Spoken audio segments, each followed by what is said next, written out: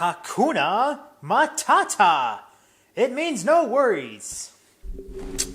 Because I'm not talking about these albums much longer after this review.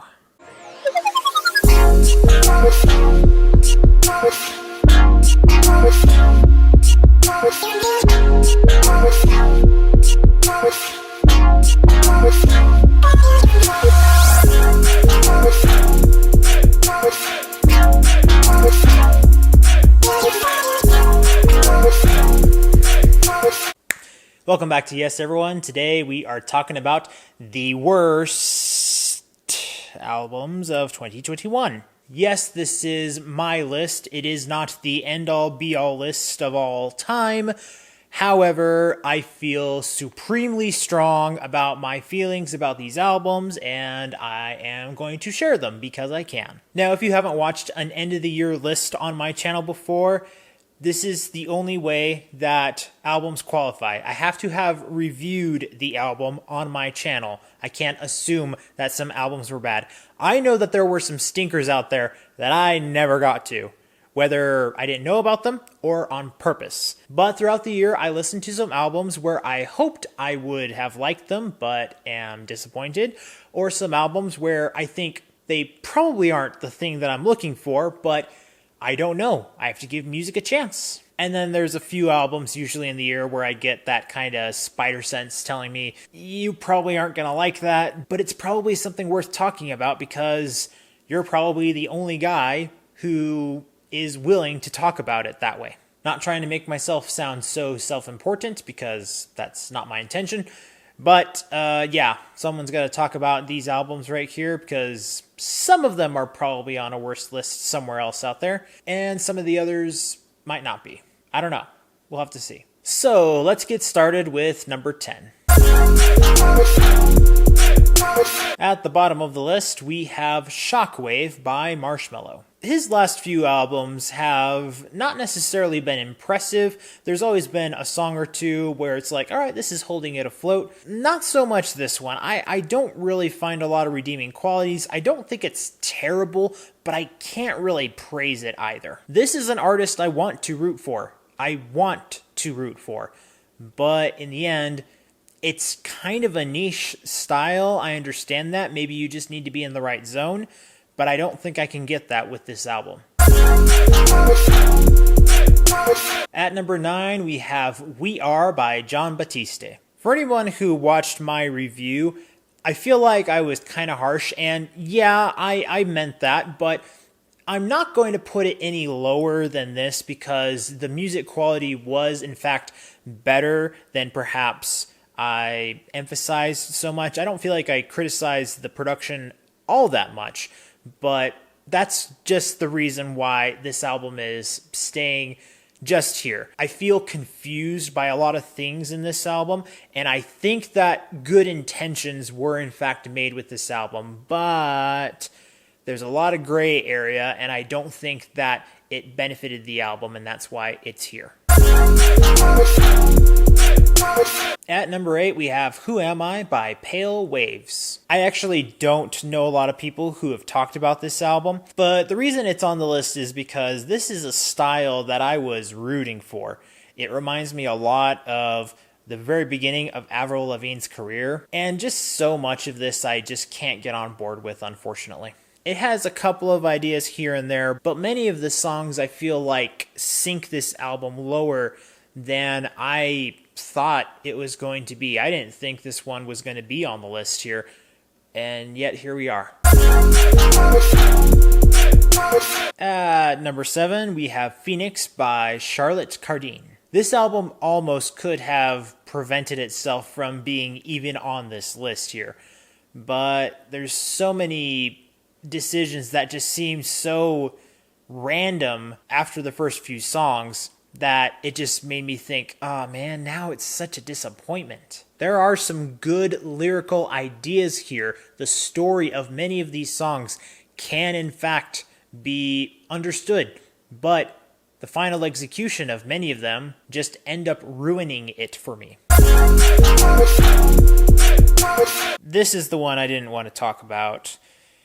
Life Forms at number 6 by Angels and Airwaves. As I said in my review, still one of my favorite bands of all time. I love the style that these guys play, but so many songs misplaced with their ideas here. I actually feel like I'm being merciful by not putting it lower in a way. Let's move on to the next album, guys. Please bring it. I'm begging you.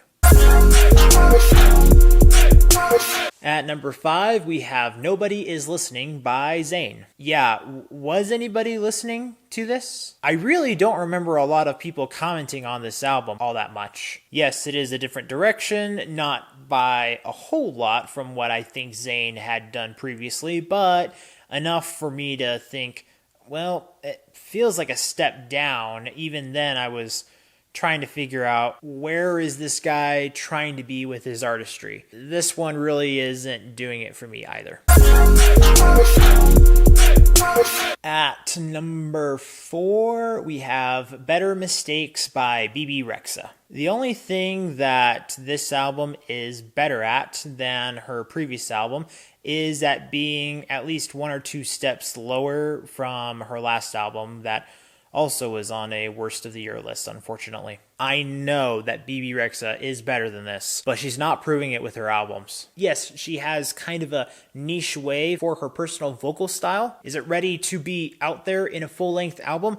I'm not so sure anymore. She can lend her voice to some singles and some features, but I'm not sure she is ready for any legitimate praise for any full-length projects right now. Okay, now prefacing into the top 3, I actually wanted to cheat and give it a 3-way tie. That's how much I don't like these next few albums. But I felt that I owed an order for them in some way and capacity. So here we go, me trying to explain these next few albums. Gonna drop a truth bomb here. It's dropping.